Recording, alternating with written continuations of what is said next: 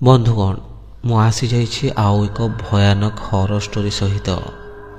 जदि आपन को हॉरर स्टोरी सुनिबा को भल लगे तेबे आम चैनल को सब्सक्राइब करी साइड थिबा बेल आइकन को ऑल करी दियंतु, कारण आम प्रतिदिन आपन को हॉरर स्टोरी मान भेटी देई थाओ।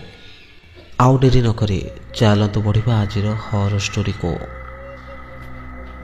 अजयर बंधु सहदेव ताको बहुत थर डाकिछंती जे एठारे ए सहरी जीवन यापन छाड़ी किछि दिन शिमिलपाल जंगल आड़े बुली आसिबाको, किंतु अजय पाखरे ए सब पई समय नथिला।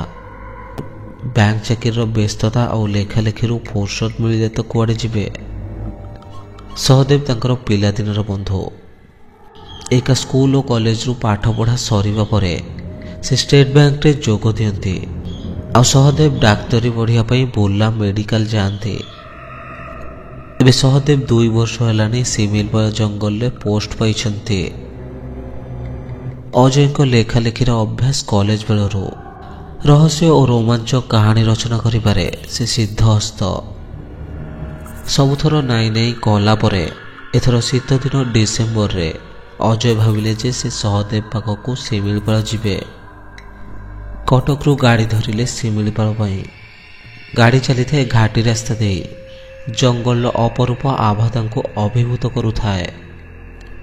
गाड़ी बस स्टैंड रे पहुंचीबा पूर्वरु से सहदेव को फोन करिदेले। सहदेव कार धरी आसी बस स्टैंड रे अजय को अपेक्षा करिथिले।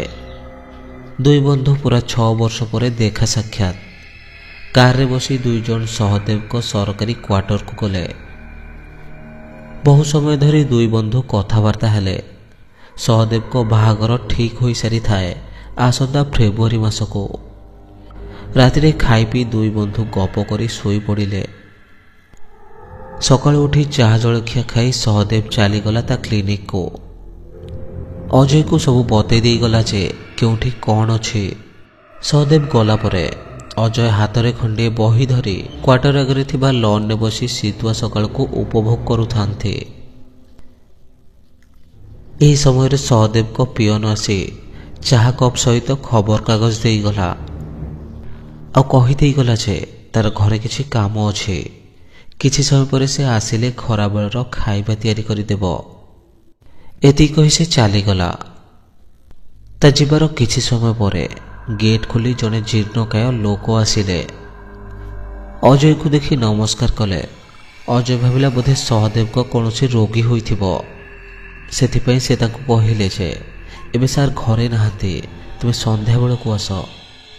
एति कहि सारी अजय ताठारु नजर फेराई नहीं खबर कागज पढ़िबा को लागिले। किछि समय परे खबर कागज लेउटेला बेल को से लोकटी आसी पूरा अजय को पाखरे छिड़ा हो जाई थाए। ताको देखि अजय पूरा चमकी पड़िले। ता देहरु गोटे अजब प्रकार गंध बाहरु थाए। लागुथाए जेमिति से लोकटी बहुत दिन होला गाधुआ पधुआ करिनी। एथर अजय ताको टिके चढ़ा गलारे कहली परा एबे सहदेव नहांती, क्लिनिक को जाइछंती, तुमे संध्या बेल को आस, से देखा हेबे। लोकटी किपरि एक अद्भुत स्वर रे कहिला, मु डाक्तर को पाखकू आसिनी, मु तुम पाखकू आसीछि। एति कहि जोरे कासी उठिला। एमिति गोटे अद्भुत प्रकार शब्द शुणी अजय डरी जाई चेयर रे उठी पड़िले। कहले किए तुमे, मो पाखरे तुमर की काम? लोकटी कहिला तुमे अजय महांती ना, विशिष्ट कहानीकार। मोर शेष इच्छा तुमे मो जीवन कहानी को ए दुनिया को जणाओ। अजय डरी जाई कहिला, तुमे मते केमिति जानिल जे मु लेखालेखी करे बोली? लोकटी कहिला मो पाखरे बेसी समय नहीं, मु जहा कहूची तुमे ताको मन ध्यान दे सुन। अजय को कहिला चेयर रे बसिबा पई। को निजे तले बसी गपिबा को आरंभ कला। मो ना रघुनाथ दास, मु शिमिलपाल जंगल ले फॉरेस्ट ऑफिसर भावे 15 वर्ष तले आसीथिले। मते रहिबा पई गोटे क्वार्टर दिया जाइथिला आ बोलहाक करिया पई गोटे पियन संतो मोर बहुत जत्न नेउथिला। मोर खाइबा पीबारे जेमिति किछि असुविधा न हेबो सेथिपई से सब बेले जत्नवान थिला। धीरे धीरे मोर और संतो भितरे गोटे भल बंधुता सृष्टि होइगला। किंतु किछि वर्ष जीवा परे ମୁଁ ସନ୍ତୁର ଚାଲିଚଳନରେ କିଛି ଭିନ୍ନତା ଲକ୍ଷ୍ୟ କଲି। ମୁଁ ଲକ୍ଷ୍ୟ କଲି ସେ ବେଳେବେଳେ ମୋ ପକେଟରୁ ପଇସା ଚୋରି କରୁଛି, ମୋର ଅନୁପସ୍ଥିତିରେ ମୋ ଜିନିଷପତ୍ର ଖେଳାଉଛି, ଯେଉଁଟାକି ମୋତେ ଟିକେ ଭଲ ଲାଗୁନଥିଲା। ଥରେ ମୁଁ ରାତିରେ ଦେଖିଲି ସେ ଏକୁଟିଆ ଯାଇ ଗୋଟିଏ କେଉଁଠି ଗୁଣି ବିଦ୍ୟା ଶିଖୁଛି। ମୁଁ ତାକୁ ଏ ବିଷୟରେ ତାଗିଦ କଲି। କହିଲି, ତୋର ଯଦି ଏମିତି କିଛି କରିବାର ଅଛି ତୁ ମୋ ସାଙ୍ଗରେ ରହନି। ଏତିକି କହି ତାକୁ ଘରୁ ଚାଲିଯିବାକୁ କହିଲେ। ସେ ଭୀଷଣ ଭାବରେ ମୋ ଉପରେ ରାଗିଗଲା, ମୋ ଉପରେ ପ୍ରତିଶୋଧ ପରାୟଣ ହୋଇ ଉଠିଲା। ଏମିତି ଦିନେ ରାତିରେ ହଠାତ୍ ସେ ରାଗି ଯାଇ ଗୋଟିଏ କଟୁରୀ ଧରି ମୋତେ ହାଣିବାକୁ ଆସିଲା। ମୁଁ ଦେଖିଲି ସେ ମୁଣ୍ଡରେ ନାଲି ସିନ୍ଦୁର ପିନ୍ଧିଛି, ଅଣ୍ଟାରେ ଗୋଟିଏ ବାଘ ଛାଲ, ଆଖି ଯୋଡ଼ାକ ଲାଲ ଲାଲ ହୋଇଯାଇଛି, ସତେ ଯେମିତି କେଉଁ ଅମ୍ବା ତା ଦେହରେ ପ୍ରବେଶ କରିଛି। ତା କଥାର ସ୍ୱର ମଧ୍ୟ ବଦଳି ଯାଇଛି।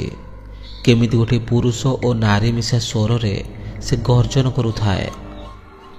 ମୁଁ ତାକୁ ଦେଖି ଖୁବ୍ ଡରି ଯାଇଥାଏ। ସେ ମୋ ଉପରକୁ କଟୁରୀ ଧରି ଝପଟି ଆସିଲା ବେଳକୁ ମୁଁ ତା ହାତକୁ ମାଡ଼ି ବସିଲି, ଆଉ ପାଖରେ ଥିବା ଠେଙ୍ଗାରେ ତା ମୁଣ୍ଡକୁ ଗୋଟିଏ ଶକ୍ତ ପାହାର ଦେଲି। ଠେଙ୍ଗା ପାହାର ଖାଇ ସନ୍ତୁ ସେଇଠି ଟଳି ପଡ଼ିଲା। ତା ମୁଣ୍ଡ ଫାଟି ରକ୍ତ ବହି ଚାଲୁଥାଏ। ସେ ପଡ଼ିଯିବା ଦେଖି ମୁଁ ତାକୁ ଉଠେଇବାକୁ ଗଲା ବେଳକୁ ସେ ମୋତେ ପୁଣି ସେମିତି ଗର୍ଜନ କରି କହିଲା, ରଘୁଦାସ, ଆଜି ତୋତେ ମାରି ଦେଇଥିଲେ ମୋ ସିଦ୍ଧି ପୂରଣ ହୋଇଯାଇଥାନ୍ତା, କିନ୍ତୁ ତୁ ମୋତେ ମାରି ମୋ ସିଦ୍ଧିରେ ବାଧା ଦେଲୁ। ମୁଁ ସିନା ଆଜି ଚାଲି ଯାଉଛି, କିନ୍ତୁ ମନେ ରଖ, ଯେତେ ଦିନ ପର୍ଯ୍ୟନ୍ତ ତୁ ବଞ୍ଚିଛୁ ମୁଁ ତୋତେ ଶାନ୍ତିରେ ରଖେଇ ଦେବିନି।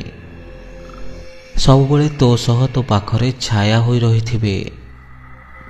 ତୋର ଉଠିବା, ବସିବା, ଶୋଇବା ସବୁକିଛି ମୁଁ ହିଁ ପରିଚାଳନା କରିବି। ଆଉ ଠିକ୍ ବର୍ଷେ ପରେ ମୁଁ ତୋତେ ମୋ ପାଖକୁ ନେଇ ଆସିବି। ଏତିକି କହି ସନ୍ତୁ ସେଠି ଟଳି ପଡ଼ିଲା। ଏତିକି କହିସାରିବା ପରେ ଅଜୟ ପାଖରେ ବସିଥିବା ରଘୁ ହଠାତ୍ ଉଠି ଛିଡ଼ା ହୋଇ କାନ୍ଦିବାକୁ ଲାଗିଲା। ଏହାପରେ ସେ କହିଲା, ଏ ଦେଖ ଅଜୟ ବାବୁ, ସନ୍ତୁ କେମିତି ସେ ଗେଟ୍ ପାଖରେ ଛିଡ଼ା ହୋଇଛି। ରଘୁ ଆଙ୍ଗୁଳି ଦେଖାଇଲା ଗେଟ୍ ଆଡ଼କୁ। ଅଜୟଙ୍କୁ କିଛି ଦେଖାଯାଉନଥାଏ, କିନ୍ତୁ ହଠାତ୍ କେଉଁଠୁ ଗୁଡ଼ାଏ କୁକୁର ଭୋକିବା ଆରମ୍ଭ କରିଦେଲେ, କେମିତି ଗୋଟିଏ ଅଦ୍ଭୁତ ସ୍ୱରରେ। ଏଥର ଅଜୟ ଶଙ୍କିତ ହୋଇ ପଡ଼ିଲେ। ଡିସେମ୍ବର ମାସ ଶୀତରେ ବି ସେ ଝାଳରେ ଗାଧୋଇ ପଡ଼ିଥାନ୍ତେ। ରଘୁ କହିଲା, ଅଜୟ ବାବୁ, କାଲି ହେଉଛି ସନ୍ତୁର ବର୍ଷିକିଆ, ଆଉ ମୋ ଜୀବନର ଶେଷ ଦିନ। ଆପଣ ଯେମିତି ହେଲେ ମୋର ଏ କାହାଣୀକୁ ଲୋକଲୋଚନକୁ ଆଣନ୍ତୁ, କାରଣ ମୋତେ ଲୋକମାନେ ଆଜି ଯାଏଁ ଭୁଲ ବୁଝି ଆସୁଛନ୍ତି ଯେ ମୁଁ କାହିଁକି ଶମ୍ଭୁର ହତ୍ୟା କଲି ବୋଲି। ଆଉ ପୁଲିସ ଠାରୁ ଲୁଚି ଲୁଚି ମୁଁ ବି ଅଣନିଶ୍ୱାସୀ ହୋଇଗଲିଣି। ଏତିକି କଥା କହି ରଘୁ ସେଠାରୁ ଚାଲିଗଲା। ସେଦିନ ରାତିରେ ଅଜୟ ଠିକ୍ସେ ଶୋଇପାରିଲେ ନାହିଁ। ସେ ମନସ୍ଥ କଲେ ଯେ ପରଦିନ ଏଠାରୁ ଚାଲିଯିବେ ବୋଲି। ସକାଳୁ ସକାଳୁ ଉଠି ସହଦେବକୁ କହିଲେ ଯେ ତାଙ୍କୁ ବସ୍ଷ୍ଟାଣ୍ଡରେ ନେଇ ଛାଡ଼ିଦେବା ପାଇଁ। ତାର ବ୍ୟାଙ୍କରୁ ଫୋନ୍ ଆସିଥିଲା, କିଛି ଗୋଟିଏ ଜରୁରୀ କାମ ପାଇଁ ତାଙ୍କୁ ଆଜି ହିଁ ଯିବାକୁ ପଡ଼ିବ। ସହଦେବ ଅଜୟଙ୍କୁ ନେଇ ବସ୍ରେ ବସାଇ ଦେଇ ଆସିଲା। ବସ୍ରେ କିଛି ବାଟ ଗଲା ପରେ ଡ୍ରାଇଭର ହଠାତ୍ ବସ୍ଟିକୁ ରଖିଦେଇ କହିଲା, ଆଗରେ କିଛି ଗୋଟିଏ ଦୁର୍ଘଟଣା ହୋଇଛି ବୋଧେ, ସେଥିପାଇଁ ଲୋକମାନେ ରାସ୍ତାରେ ଛିଡ଼ା ହୋଇଛନ୍ତି।